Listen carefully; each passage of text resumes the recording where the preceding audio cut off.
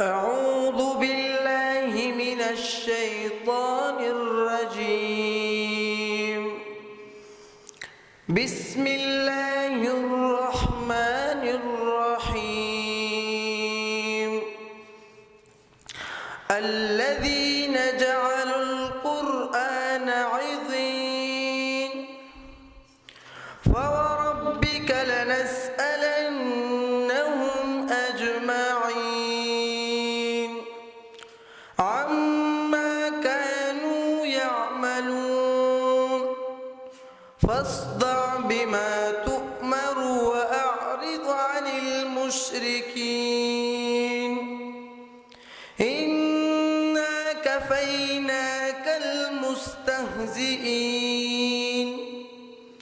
الذين يجعلون مع الله إلها آخر فسوف يعلمون ولقد نعلم أنك يضيق صدرك بما يقولون فسبح بحمد ربك وكن من الساجدين واعبد ربك حتى يأتيك اليقين.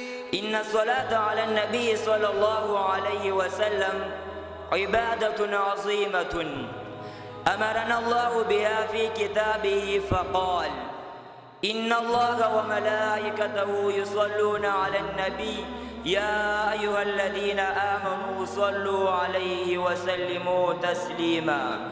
الصلاة على النبي صلى الله عليه وسلم تعني الدعاء له بالرحمة والبركة وعلو المنزلة، وهي سبب في قرب العبد من النبي صلى الله عليه وسلم يوم القيامة، كما قال رسول الله صلى الله عليه وسلم: أول الناس بي يوم القيامة أكثرهم علي الصلاة. من فوائد الصلاة عليه صلى الله عليه وسلم أنها سبب لمغفرة الذنوب وسبب لقرب العبد من ربه وسبب لنيل شفاعة صلى الله عليه وسلم. أيها الأحبة، نحن نحتاج أن نكثر من الصلاة عليه خصوصا في يوم الجمعة، كما قال صلى الله عليه وسلم: أكثروا علي من الصلاة يوم الجمعة فإن صلاتكم معروضة علي. رواه أبو داود. فلنعلم أبناءنا الصلاة على النبي صلى الله عليه وسلم ولنجعلها عادة في بيوتنا وفي كل مجلس نجلس فيه، فإن في ذلك الخير. إخوتي الطلبة والمجاهد المستقبل، مما لا شك فيه ولا امتراء أن أمتنا هذه كانت أن تكون صعلوكة بين الأمم وأوشكت أن تكون أضحوكة بين الأقوام والنحل، فما من مصيبة مبكية ولا من رزيئة مفجعة إلا وذاقت ألمها وتجرعت كأس مرارتها في هذه الظروف الراهنة. ألم تكن هذه الأمة أمة كانت فيها السيادة والقيادة، وأمة كانت فيها الشفاعة والبسالة؟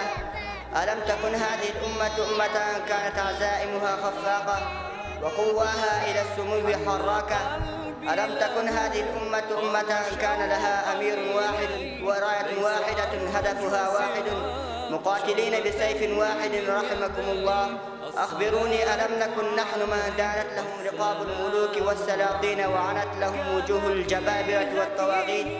فأين ذهبت هذه الأمجاد والمفاخر؟ وأين تلك السيادة الناجحة والقيادة العادلة؟ سلوا أنفسكم، لماذا تأسد علينا هؤلاء الأوباش والأوخاش؟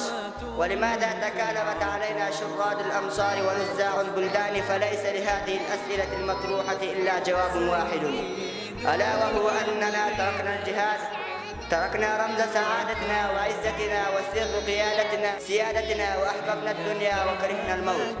صدق رسول الله صلى الله عليه وسلم حيث قال: لئن تركتم الجهاد وأخذتم بأذناب البقر وتبايعتم بالعينة ليلزمنكم الله مذلة في رقابكم لا تنفك عنكم حتى تتوبوا إلى الله وترجعوا على ما كنتم عليه. وقال أيضا: يوشك الأمم أن تداعى عليكم كما تداعى الأكلة إلى قصعتها.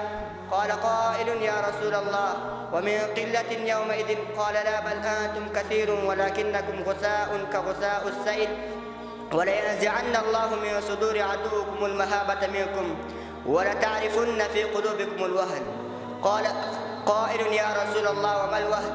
قال حب الدنيا وكراهية الموت. فيا أبناء الأمة المجاهد، لما نستعرض ونتصفح أوراق تاريخ هذه الأمة الماضية لم نجد فيها إلا السمو والتعلي يا أصدقاء الخير، يا طلاب الإسلام، حديثنا اليوم عن شيء نراه كثيرا في حياتنا، في البيت، في المدرسة، في الطريق، إنه المشكلات. نعم، كل واحد منا يواجه أحيانا مشكلات، قد تكون مشكلة مع صديق، أو مشكلة في المدرسة، أو مشكلة في البيت، أو مشكلة في النفس مثل الخوف أو الغضب. ولكن السؤال كيف نتصرف عندما تواجهنا مشكلة؟ الأول، ما أسباب المشكلات؟ من أهم الأسباب الكذب أو الغش، الغضب أو العصبية، قلة الاحترام، سوء الفهم، الأنانية وحب النفس، عدم الاستماع للكبار أو المعلمين. فكل هذه الأمور قد تؤدي إلى مشكلات كبيرة إذا لم ننتبه لها. والثاني، كيف نحل المشكلات؟ يا أحبتي، الإسلام علمنا أن نحل مشكلاتنا بالحكمة والصبر والصدق والهدوء، وليس بالصراخ أو الضرب أو السب. إذا حصلت لك مشكلة فافعل الآتي: استعذ بالله من الشيطان، اهدأ ولا تتعجل بالكلام، اسمع الطرف الآخر وفكر بعقلك لا بغضبك، اطلب المساعدة من الكبار، الأب، الأم، المعلم، اعتذر إن كنت مخطئا واغفر إن أتاك الاعتذار.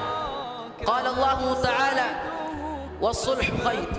وقال النبي صلى الله عليه وسلم: ليس الشديد بالسرعة، إنما الشديد الذي يملك نفسه عند الغضب. فالمسلم الحقيقي لا يضرب ولا يصرخ، بل يفكر ويتصرف بالحكمة. وفي الأخير يا إخوتي، هل تعرفون من أحسن الناس؟ هو من إذا غضب تمالك نفسه، وإذا وجد مشكلة بحث عن الحل لا عن كيف يجب علينا أن نستغله في طاعة الله وفي كل ما يفيدنا في ديننا ودنيانا. أيها الأحبة، إن الوقت نعمة عظيمة أقسم الله بها في القرآن فقال: والعصر إن الإنسان لفي خسر إلا الذين آمنوا وعملوا الصالحات. وقال الرسول صلى الله عليه وسلم: نعمتان مغبون فيهما كثير من الناس، الصحة والفراغ. رواه البخاري. معنى الحديث أيها الإخوة أن كثيرا من الناس لا يعرفون قيمة الوقت، ويضيعون أوقاتهم في أمور لا تنفع في دنياهم ولا في آخرتهم. والمؤمن العاقل يعرف أن كل يوم يمر عليه هو نعمة من الله وفرصة للعمل والاجتهاد، ولا يضيع وقته باللهو واللعب. ينبغي للمسلم أن يقسم وقته بين الصلاة وقراءة القرآن وطلب العلم وبر الوالدين ومساعدة الناس، في ذلك بركة في العمر ورضاء الله سبحانه. أيها الجمع الطيب، عليكم بالاجتهاد والتخطيط سيرة سيدنا عمر الفاروق رضي الله عنه. كان سيدنا عمر الفاروق رضي الله عنه قبل الإسلام من الأبطال والشبان الذين كانوا أحداء الصدر وصداع الرأس للإسلام ونبيه صلى الله عليه وسلم، ولكن لم ينشب حتى حظي بقبول الإسلام وحسن الحظ وسعادة الجد، وهو قتل الرسول الإسلام محمد ولكن الصياد أصبح صيدا فاعتنق الإسلام بعد حضور في خدمة النبي صلى الله عليه وسلم بفضل دعائه، وصار صداعا للكفر مكان الإسلام. وكان النبي صلى الله عليه وسلم وأصحابه يصلون في ذلك الوقت مختفين في بيوتهم أو في شعاب الجبال. ولكن بعد دخول سيدنا عمر الفاروق رضي الله عنه في الإسلام، طفق المسلمون يصلون في فناء الكعبة علانية ويعبدون الله جهرا. قد خيل قبوله باب الفتح والنجاح، فدخل به في قلوب الكفرة الرعب والجبن، واعترتهم الهزة والرعدة، لأنه كان كالسيف المسلول في حق الباطل. إخوتي الأحبة، المدرسة هي بيتنا الثاني، فيها نلتقي العلم النافع الذي يرفع شأننا في الدنيا والآخرة، وفيها نصنع مستقبلنا المشرقي ونكون شخصياتنا ونتعلم الأخلاق الحسنة والتعاون مع الآخرين. إن العلم نور والجهل ظلام، قال الله تعالى: قل هل يستوي الذين يعلمون والذين لا يعلمون. وقال النبي صلى الله عليه وسلم: من سلك طريقا يلتمس فيه علما سهل الله به طريقا إلى الجنة. فحب المدرسة ليس مجرد كلمات، بل هو سلوك وأعمال، أن نحافظ على نظافة الصفوف والساحات، أن نحترم المعلمين فهم كالآباء يبدلون جهلهم لتعليمنا، إن لنداوم على الحضور المبكر ولنستفيد من كل لحظة. أيها الأصدقاء، عندما نحب المدرسة فإننا نحب الصدق هو أن نقول الحق وأن نفعل ما نعد به، وأن نكون أمناء في كلامنا وأعمالنا. آية من القرآن قال الله تعالى في سورة التوبة: يا أيها الذين آمنوا اتقوا الله وكونوا مع الصادقين. يعني يا من تؤمنون بالله خافوا الله وكونوا دائما مع الناس الذين يقولون الحق. حديث من السنة. وقال النبي صلى الله عليه وسلم: إن الصدق يهدي إلى البر، وإن البر يهدي إلى الجنة. رواه البخاري ومسلم. معناه أن الذي يصدق سيكون خيرا، والخير يصيله إلى رب العالمين، والعاقبة للمتقين، والصلاة والسلام على خير خلقه محمد وعلى آله وأصحابه أجمعين. اللهم أعنا على ذكرك وشكرك وحسن عبادتك.